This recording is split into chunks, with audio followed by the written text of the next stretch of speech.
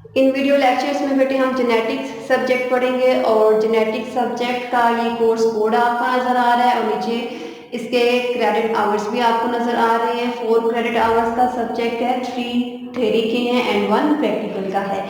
तो जेनेटिक्स का सब्जेक्ट में जो कोर्स कंटेंट्स हैं वो मैं आपको आपके व्हाट्सएप ग्रुप में सेंड कर दूंगी, आप थोरोली उसको देख सकते हैं।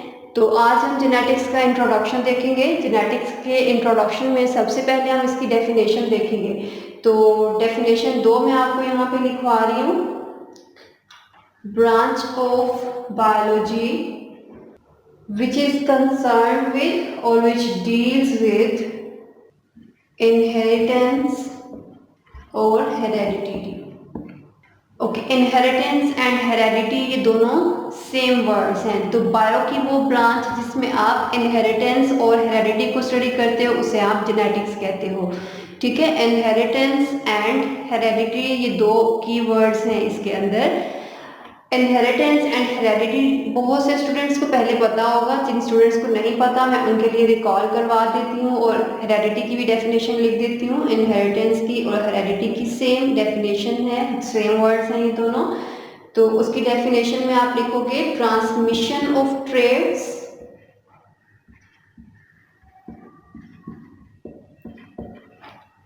Transmission of traits from one generation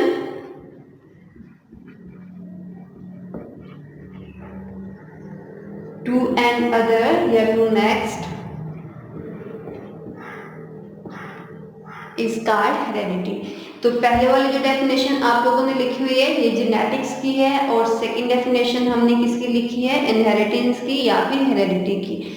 okay, inheritance क्या है, ट्रेड्स का ट्रांसमिट होना, ट्रांसफर होना वन जनरेशन से नेक्स्ट में। यहाँ पे वन जनरेशन आप पेरेंट्स भी लिख सकते हो कि किसी भी पेरेंट से नेक्स्ट के अंदर मीन्स कि चाइल्ड के अंदर ट्रेड्स का, करैक्टर्स का ट्रांसफर होना इज कॉल्ड इनहेरिटेंस। तो इस ट्रेड को जो कि किसी भी पेरेंट से चाइल्ड के अंदर ट्रांसफर हो रहा है उससे आप इनहेरिटेंस बोलेंगे और इनहेरिटेंस की स्टडी को आप जेनेटिक्स कहते हो। फॉर एग्जांपल यहाँ पे हमने एक ये मदर और ये फादर है, इन दोनों का जो बेबी है, इस बेबी का फॉर एग्जांपल इसका जो हेयर कलर है वो ब्राउन है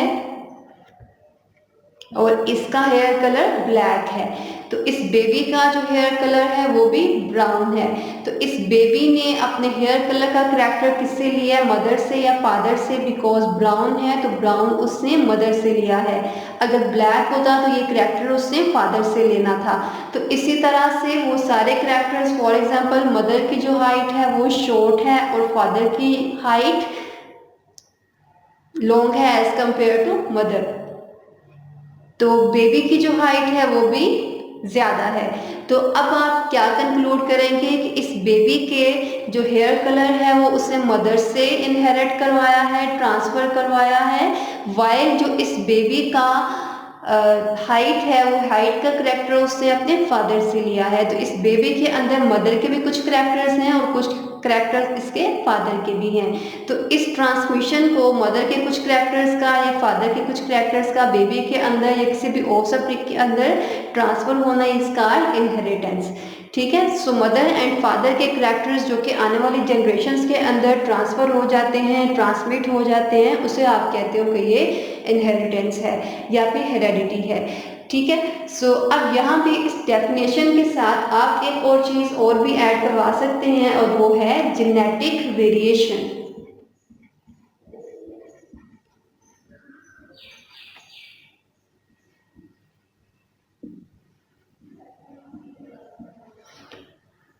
ओके, अब देखते हैं कि बेबी के अंदर कुछ कैरेक्टर्स ऐसे हैं जो ना कि मदर के अंदर हैं और ना ही फादर के अंदर हैं। ठीक है, फॉर एग्जांपल इस मदर की जो आईज हैं वो ब्राउन हैं और इसकी फादर की जो आईज हैं वो ब्लैक हैं और इस बेबी की जो आईज हैं वो for example we can say green उसकी आईज हैं। अब ये जो ग्रीन आइज का करैक्टर है, ना उसकी मदर के अंदर था ना फादर के अंदर था, तो इस बेबी के अंदर ये ग्रीन करैक्टर्स कैसे आ गया? तो ये जेनेटिक वेरिएशन को स्टडी करना। तो दो चीज़ें आप लोगों ने जेनेटिक्स की डेफिनेशन के अंदर लिखी हैं। फर्स्ट क्या है कि ये इनहेरिटेंस को, करैक्टर्स को जो कि किसी भी पेरेंट से चाइल्ड के अंदर ट्रांसफर होंगे, और हेरेडिटी जो कि जेनेटिक वेरिएशन है। जेनेटिक वेरिएशन मीन्स के ऐसे करैक्टर्स, ऐसे ट्रेड्स जो कि ना तो फादर के अंदर थे ना मदर के अंदर थे, लेकिन वो बेबी के अंदर एग्जिस्ट कर रहे हैं, वो भी जेनेटिक वेरिएशन है। तो इनहेरिटेंस एंड जेनेटिक वेरिएशन, इन दोनों को स्टडी करना है इस कार्ड जेनेटिक्स। ठीक है, सो ये डेफिनेशन आई होप कि बेटे आपको क्लियर हो गई होगी। तो ट्रेड्स को ट्रांसफर होना इज इनहेरिटेंस, एंड इनहेरिटेंस की study is genetics. Genetics basically gene से है। आपको पता है कि आपकी बॉडी के अंदर जितने भी ट्रेड्स हैं वो जीन्स कंट्रोल कर रही हैं, और जीन मेरे बेटे आपको बहुत डिटेल के साथ मैं आपको पहले पढ़ा चुकी हूँ, जब हम लोगों ने न्यूक्लिक एसिड फर्स्ट सेमेस्टर के अंदर पढ़ा था। आई होप कि वो सबको क्लियर होगा। ठीक है, सो ट्रेड्स की ट्रांसमिशन को आप स्टडी कर रहे हो। ट्रेड्स कौन कंट्रोल करते हैं? जीन्स कंट्रोल करती है। इट मीन्स कि ट्रेड ट्रांसमिट हो रहे हैं वन जनरेशन से दूसरी जनरेशन के अंदर, इसकी स्टडी कर रहे हो आप। ट्रेड्स की स्टडी कर रहे हैं, इट मीन्स कि एक ट्रेड को एक जीन कंट्रोल करती है, जीन्स की स्टडी कर रहे हैं। तो ये फिर जेनेटिक्स आपका जीन से रिलेट कर रहा है कि आपने इनहेरिटेंस को स्टडी करना है। इनहेरिटेंस में बेसिकली जीन्स जो कि आपके पर्टिकुलर करैक्टर को कंट्रोल करती हैं, वो ही आपके ट्रांसफर होती हैं किसी भी पेरेंट से चाइल्ड के अंदर। थोड़ा सा रिकॉल मैं जीन्स का कर देती हूँ, लेकिन वो डिटेल आप लोग जो है वो फर्स्ट सेमेस्टर में पढ़ चुके हैं। आप लोगों को पता है कि किसी भी सेल के अंदर न्यूक्लियस है, न्यूक्लियस के अंदर क्रोमोसोम्स, और ये क्रोमोसोम्स फर्दर किस चीज के बने होते हैं?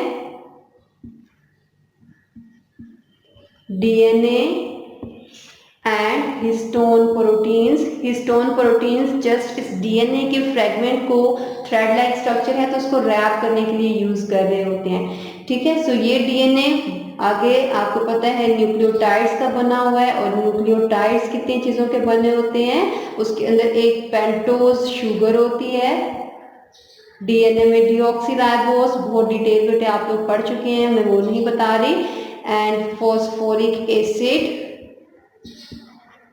And nitrogenous base. Okay, so in chromosomes के ऊपर आपको पता है कि ये एक क्रोमोसोम है, तो इसके ऊपर इस तरह से डिवीजन हुई होती है, पैचेस होते हैं। इन पैचेस को आपको पता है आप जीन्स कहते हैं। ये फर्स्ट वाला जो पैच है, ये सेगमेंट है, ये आपकी हाइट को कंट्रोल कर सकता है। सेकंड आपके स्किन कलर को कंट्रोल कर सकता है। थर्ड पैच आपके हेयर कलर को कंट्रोल कर सकता है। तो ये पैचेस बेसिकली जीन्स के हैं जो कि क्रोमोसोम्स के ऊपर हैं। क्रोमोसोम्स कहाँ होते हैं? हर एक लिविंग ऑर्गेनिज्म की बॉडी के जो सेल्स हैं उनके न्यूक्लियस के अंदर प्रेजेंट होते हैं। ये हम यूकैरियोटिक सेल की बात कर रहे हैं, और प्रोकैरियोटिक सेल के अंदर न्यूक्लियस नहीं होता, तो उनकी जो क्रोमैटिन बॉडी है उसके ऊपर भी ये जीन्स एग्जिस्ट कर रही होती हैं। लेकिन ये सारा प्रोसेस बेटे आप बहुत डिटेल के साथ फर्स्ट सेमेस्टर में पढ़ चुके हैं। आई होप कि आपको याद होगा। जेनेटिक्स में बेसिकली आप लोगों ने इन्हीं ट्रेड्स की ट्रांसमिशन को पढ़ना है, और ट्रेड्स को कौन कंट्रोल करता है? यही जीन्स कंट्रोल कर रही होती हैं। ठीक है, सो ट्रेड्स की ट्रांसमिशन को आप जेनेटिक्स के अंदर पढ़ेंगे। अब हम देखते हैं, थोड़ा सा हिस्ट्री को रिकॉल करते हैं कि जो जेनेटिक्स है, सबसे पहले हमें जेनेटिक्स का कॉन्सेप्ट किस साइंटिस्ट ने दिया था, और उस साइंटिस्ट की थोड़ी बहुत कंट्रीब्यूशन हम अब पढ़ लेते हैं कि जेनेटिक्स के अंदर उस साइंटिस्ट की क्या कंट्रीब्यूशन है। ओके, बिकॉज मेंडल ने हमें सबसे पहले जेनेटिक्स का कॉन्सेप्ट दिया था, और उसने सबसे पहले हमें ये बताया था कि किसी भी पेरेंट से चाइल्ड के अंदर, एक जनरेशन से दूसरी जनरेशन के अंदर ट्रेड्स ट्रांसफ़र होते हैं। तो बिकॉज मेंडल ने हमें ये सबसे पहले कॉन्सेप्ट दिया था, इसलिए हम मेंडल को फादर ऑफ जेनेटिक्स भी कहते हैं, कि सबसे पहले जो बेस हमें प्रोवाइड की थी जेनेटिक्स की, जो बेसिक प्रिंसिपल्स थे वो हमें मेंडल ने प्रोवाइड किए थे। तो हम मेंडल को कहते हैं कि ये फादर ऑफ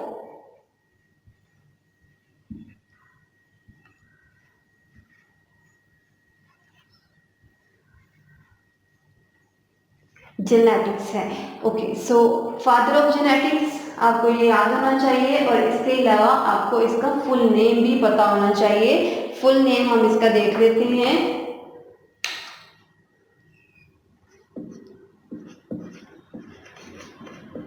ग्रेगर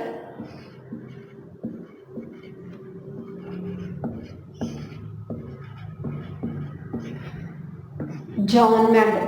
ओके, सो ये फुल नेम है इसका, आपको याद भी होना चाहिए और इसके अलावा इसका बर्थ ईयर और उसका डेथ ईयर भी आप लोगों ने याद रखना है।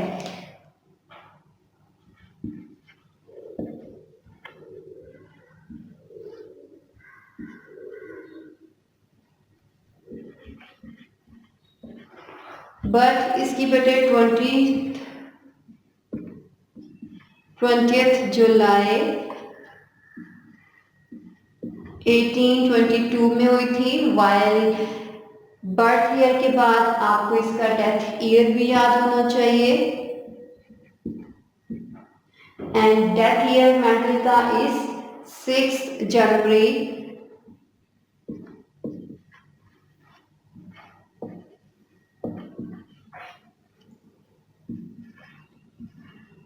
1884। ओके, सो 3 पॉइंट्स अभी तक आपने देखे। फुल नेम इसका Gregor John Mendel, father of genetics है, बर्थ ईयर आपको याद रखना है और उसका डेथ की डेट भी आप लोगों को याद रखनी चाहिए। ओके, सो 7 इयर्स तक ग्रेगर जॉन मेंडल ने वर्क किया था एंड ये 7 इयर्स 1856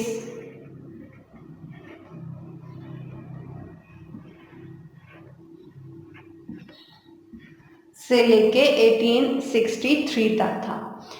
ओके, सो 1856 से लेके 1863 तक मेंडल जिस ऑर्गेनिज्म पे वर्क कर रहा था वो एक पी प्लांट था। पी प्लांट आप लोगों ने सबने देखा होगा। वो पी प्लांट को हम साइंटिफिकली पायसम सेटाइवम भी कहते हैं। सो 7 इयर्स तक 1856 से लेके 63 तक वो किस प्लांट के ऊपर, किस ऑर्गेनिज्म के ऊपर वर्क कर रहा था? पायसम सेटाइवम, जिसे आप कॉमन लैंग्वेज में पी प्लांट भी कहते हो। ओके, सो 1863 तक मेंडल ने पी प्लांट के ऊपर उसकी डिफरेंट जनरेशन्स को स्टडी किया कि किस तरह से ट्रेड्स ट्रांसमिट होते हैं एक जनरेशन से दूसरी जनरेशन के अंदर, और हमें 2 बहुत ही इम्पोर्टेंट लॉज दिए थे। लेकिन ये दोनों लॉज मेंडल की लाइफ के अंदर किसी ने भी उसको रिकॉग्नाइज नहीं किया, किसी ने उसको वैल्यू नहीं किया। तो बहुत सालों तक जब मेंडल ने काम कंप्लीट कर लिया अपना, इवन उसकी डेथ के बाद भी कोई भी उसके काम को एक्नॉलेज नहीं कर रहा था। ठीक है, सो उसकी डिफरेंट रीजंस भी हम देखेंगे कि मेंडल ने अगर हमें इतना इम्पोर्टेंट वर्क दिया था तो इतने साल तक, इतने लंबे ड्यूरेशन तक उसका जो वर्क है वो रिकॉग्नाइज क्यों नहीं किया गया, वो एक्नॉलेज क्यों नहीं किया गया, उसकी रीजंस हम आगे जाके पढ़ेंगे। लेकिन यहाँ पे हम उसका इंट्रोडक्शन देख रहे हैं और यहाँ पे हम देखेंगे कि कितने सालों तक उसका काम जो था वो एक्नॉलेज नहीं किया गया या किसी ने भी उसको वैल्यू नहीं किया। तो 7 इयर्स तक तो उसने खुद काम किया, लेकिन 16 इयर्स उसकी इवन डेथ के बाद भी 16 इयर्स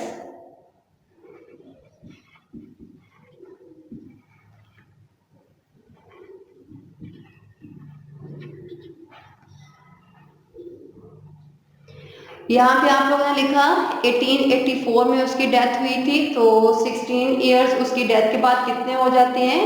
1900 में। ओके, सो उसकी डेथ के 16 इयर्स के बाद भी 3 साइंटिस्ट ऐसे थे जिन्होंने उसके काम को एक्नॉलेज किया और बोला कि ये बहुत कोई इम्पोर्टेंट कंट्रीब्यूशन हमें इस मेंडल ने दी थी जिसे हम बहुत इग्नोर कर चुके हैं। उन तीनों साइंटिस्ट के नेम बेटे आपको याद होने चाहिए कि मेंडल की डेथ के 16 साल के बाद 3 साइंटिस्ट ने काम किया और तब उसने बोला कि इतना टाइम पहले जो 7 साल मेंडल ने काम किया था वो बहुत इम्पोर्टेंट बायोलॉजी का एक कॉन्सेप्ट हमें देता है, जो कि आप जेनेटिक्स के अंदर उसकी डिफरेंट लॉज की फॉर्म में पढ़ेंगे, law of segregation and law of independent assortment. ठीक है, सो उन तीनों साइंटिस्ट के नेम्स आपको पता होने चाहिए कि वो तीनों साइंटिस्ट कौन थे जिन्होंने मेंडल की डेथ के बाद उसके काम को बाकी सारी दुनिया को बताया और रिकॉग्नाइज करवाया कि मेंडल एक बहुत इम्पोर्टेंट कॉन्सेप्ट हमें दे के चला गया, लेकिन हमने तब उसको वैल्यू नहीं किया था। उन तीनों साइंटिस्ट के नेम क्या हैं वो हम यहाँ पे लिख लेते हैं, ह्यूगो डिवेरिस,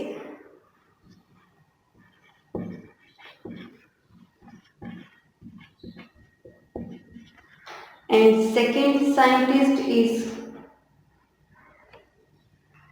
Correns, while last scientist is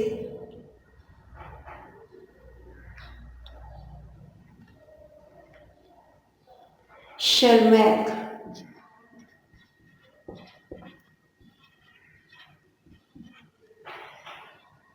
और इन तीनों साइंटिस्ट ने काम कब किया था? 1900 में। 1900 उसकी डेथ के भी 16 साल बाद। उसने अपना काम कब कंप्लीट कर लिया था? 1863 में उसने काम कंप्लीट कर लिया था। 1884 में उसकी डेथ हो गई थी। 1884 के भी 16 इयर्स के बाद इन तीनों साइंटिस्ट ने इंडिविजुअली काम किया। ये कोलीग्स नहीं थे, एक साथ काम नहीं कर रहे थे, वो इंडिविजुअली काम कर रहे थे। लेकिन उन्हें बोला कि मेंडल जो कि हमें 16 साल पहले ही हमें जो कॉन्सेप्ट वो देना चाह रहा था वो बहुत ही इंपॉर्टेंट जेनेटिक्स का कॉन्सेप्ट था, और ह्यूगो डिवेरिस, कॉरेंस एंड शर्मैक अगर वो इसके काम को रिकॉग्नाइज ना करवाते तो आज आपको जेनेटिक्स का कॉन्सेप्ट पढ़ने को ना मिल रहा होता। ठीक है, बिकॉज मेंडल की लाइफ के अंदर उसने खुद तो बोला था अपने सारे फेलोज को, लेकिन किसी ने भी उसके काम को वैल्यू नहीं किया था। उसकी रीजंस हम आगे देखेंगे कि उसके काम को वैल्यू क्यों नहीं किया गया था। लेकिन उसकी डेथ के बाद भी इन तीनों साइंटिस्ट ने उसके काम को दोबारा से किया। जब उन्होंने दोबारा से वो सारा काम उसका रिपीट किया तो तब उन्हें एहसास हुआ कि मेंडल हमें बहुत ही इम्पोर्टेंट कॉन्सेप्ट देके गया है। अब हम देखेंगे कि कौन सी ऐसी रीजंस थी जिसकी वजह से मेंडल्स का जो वर्क था वो रिकॉग्नाइज नहीं हो सका। इतने ज़्यादा पीरियड तक, इतने लॉन्ग पीरियड तक क्यों मेंडल के वर्क को इग्नोर किया गया। तो अब हम वो रीजंस देख लेते हैं कि मेंडल के वर्क के इग्नोर होने की रीजंस क्या थी, या कि किसी भी बाकी साइंटिस्ट ने या उसके फेलोज ने क्यों उसके काम को वैल्यू नहीं किया था, उसको इम्पोर्टेंस क्यों नहीं दी थी। अब हम वो रीजंस देखते हैं। ओके, 3 रीजंस हम डिस्कस करेंगे कि मेंडल ने अगर हमें इतना इंपॉर्टेंट वर्क दिया तो इतने ज़्यादा टाइम तक उसका वर्क रिकॉग्नाइज क्यों नहीं किया गया, लोगों ने उसको वैल्यू क्यों नहीं किया। तो यहाँ पे कुछ रीजंस हम लिख लेते हैं, 3 रीजंस लिखेंगे। फर्स्ट जो रीज़न थी मेंडल के वर्क को रिकॉग्नाइज ना होने की वो ये थी कि उसका जो वर्क उसने रिसर्च वर्क किया था वो रिसर्च वर्क उसने प्रॉपरली पब्लिश नहीं करवाया था। पब्लिश नहीं करवाया था इसका मीनिंग क्या है? सो पहले रीजन लिख लेते हैं हम।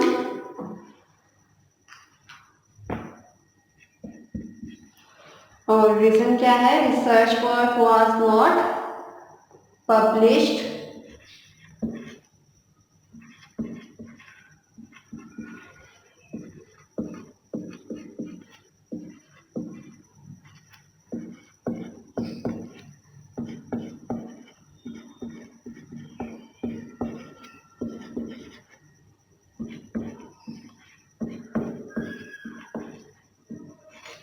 प्रॉपरली। ओके, सो रिसर्च वर्क को प्रॉपर पब्लिश नहीं करवाया, इसका मीनिंग क्या है? रिसर्च वर्क जब भी कोई साइंटिस्ट करता है या कोई स्कॉलर हमारे बायोलॉजी से रिलेटेड या केमिस्ट्री से रिलेटेड, किसी भी साइंस फील्ड से या किसी भी रिसर्च वर्क से रिलेटेड कोई साइंटिस्ट कोई काम कर रहा है तो पब्लिश करवाने के 2 जर्नल्स होते हैं उसके लिए। First is local journals and second are international journals. तो अगर आप सो आपने जो काम किया है उसको दुनिया को बताने के लिए या बाकी लोगों को बताने के लिए आपके पास दो ऑप्शंस होते हैं कि आप लोकल जर्नल में अपना काम पब्लिश कर रहे हो या फिर इंटरनेशनल जर्नल्स में वर्क को पब्लिश करवाया जा रहा है।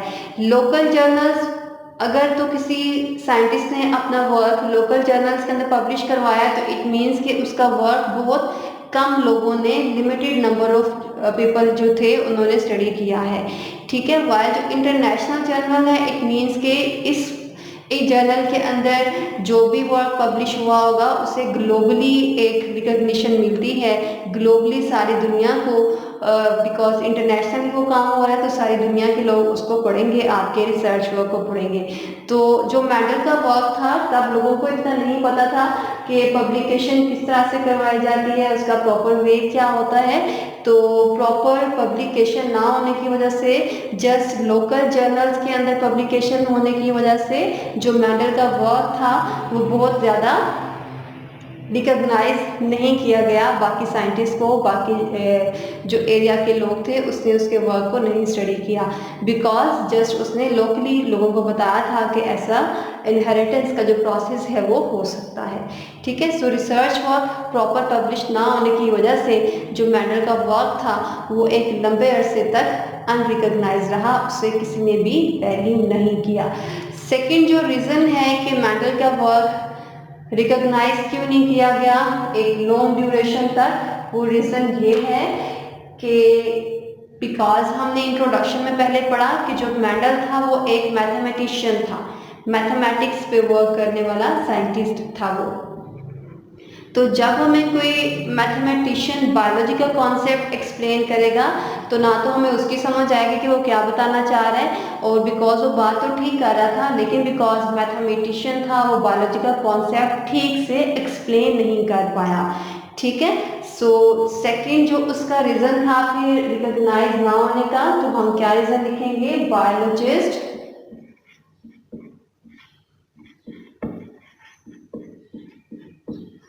did not accept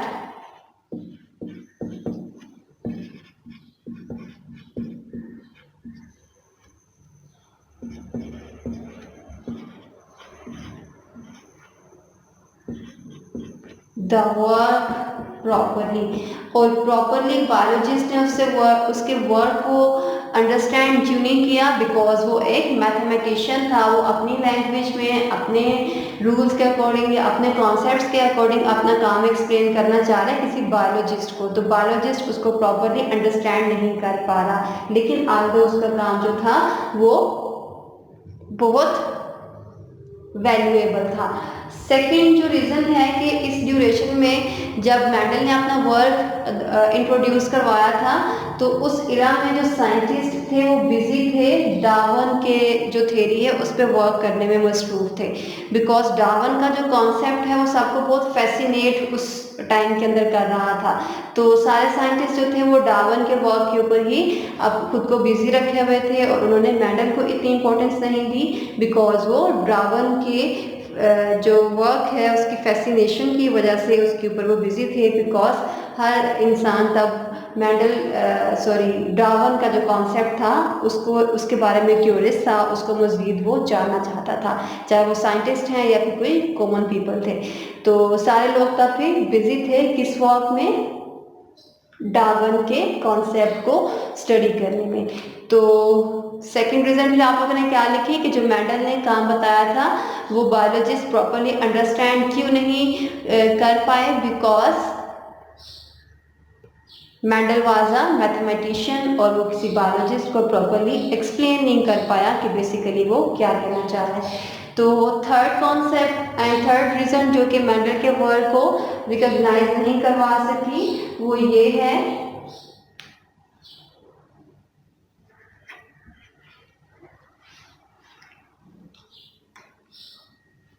कि मेंडल जिस चीज़ को अभी हम जीन्स कह रहे हैं, जीन्स अब हम कहते हैं, तब जीन का टर्म यूज़ नहीं किया था मेंडल ने या बाकी उसके कॉलीग्स ने।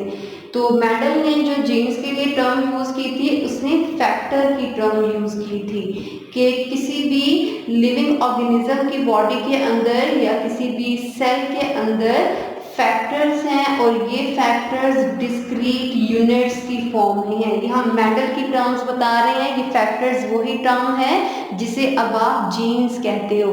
बिकॉज जब मेंडल वर्क कर रहा था, पहले आप लोगों ने मेंडल का ईयर पढ़ा, तो उस ईयर के अंदर बहुत ज़्यादा डेवलपमेंट माइक्रोस्कोप्स की नहीं हुई थी, बहुत ज़्यादा इंस्ट्रूमेंटेशन की डेवलपमेंट नहीं हुई थी। तो अच्छे इंस्ट्रूमेंट्स जो अब आपको लैब के अंदर लेंसेज मिलते हैं किसी भी चीज़ को एनलार्ज करने के लिए, वो तब मेंडल को अवेलेबल नहीं थे। तो मेंडल ने जस्ट हमें प्रॉपर नहीं पता कि वो जस्ट किसी बेस पे कह रहा था, किसी विदाउट एनी रीज़न कह रहा था। तो एम्बिग्युअसली जस्ट उसने ये बोला था कि फैक्टर्स कुछ ऐसे हैं, कुछ ऐसे यूनिट्स हैं जो कि पेरेंट्स से चाइल्ड के अंदर ट्रांसफ़र होते हैं। अब इन फैक्टर्स को बिकॉज हम माइक्रोस्कोप प्रॉपर ना होने की वजह से बाकी लोग इसको स्टडी नहीं कर सकते थे। ठीक है, सो बाकी लोग स्टडी नहीं कर सकते थे। और क्यों स्टडी नहीं कर सकते थे? Because microscopes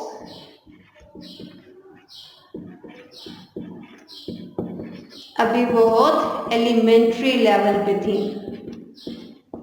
elementary level means कि बहुत ज़्यादा डेवलप नहीं थी। और माइक्रोस्कोप डेवलप ना होने की वजह से डीएनए को भी प्रॉपर स्टडी नहीं किया जा सकता था।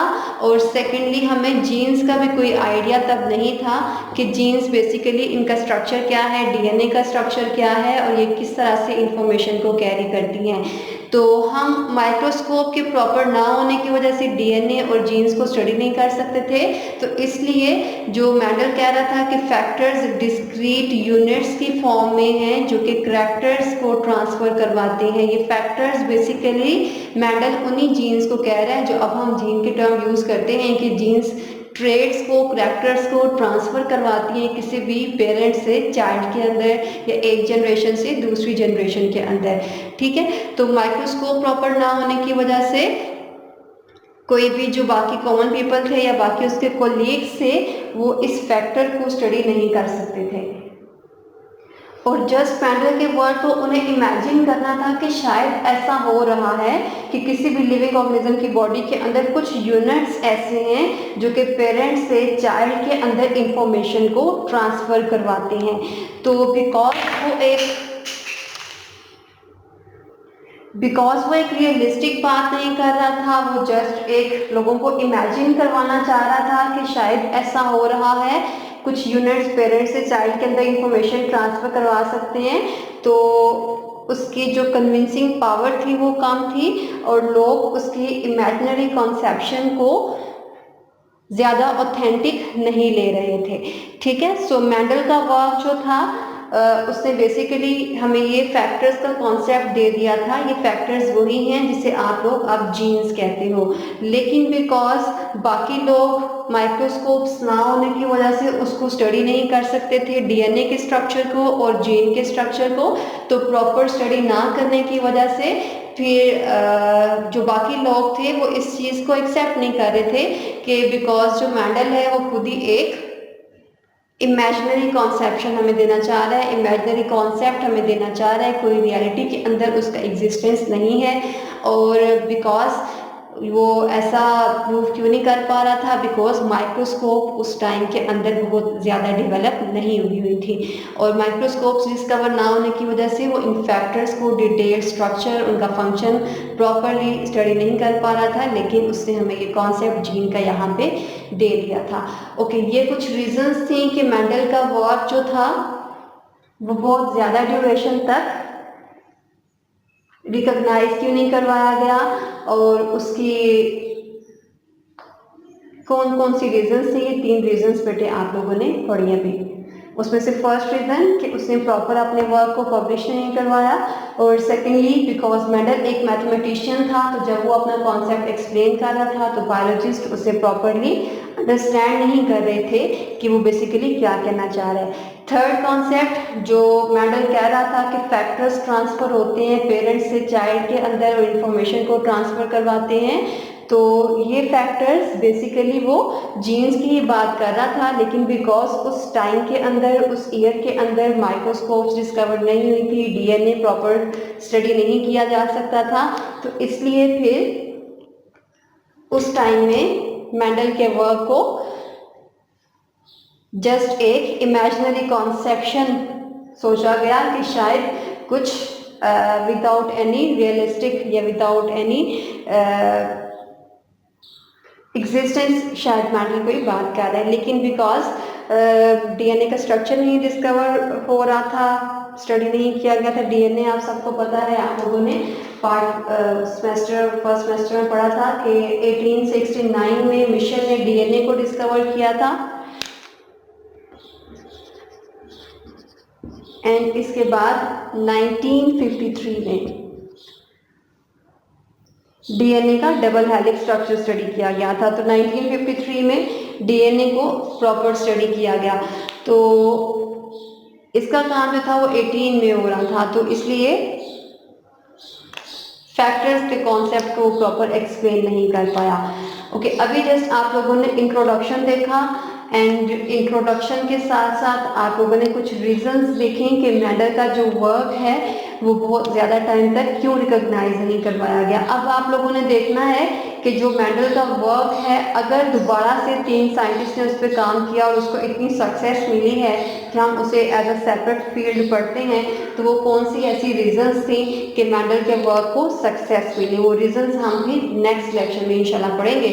अभी तक इस लेक्चर में कोई भी क्वेश्चन है बेटे तो आप इस वीडियो के नीचे कमेंट करके पूछ सकते हैं। ओके जी, अल्लाह हाफिज़।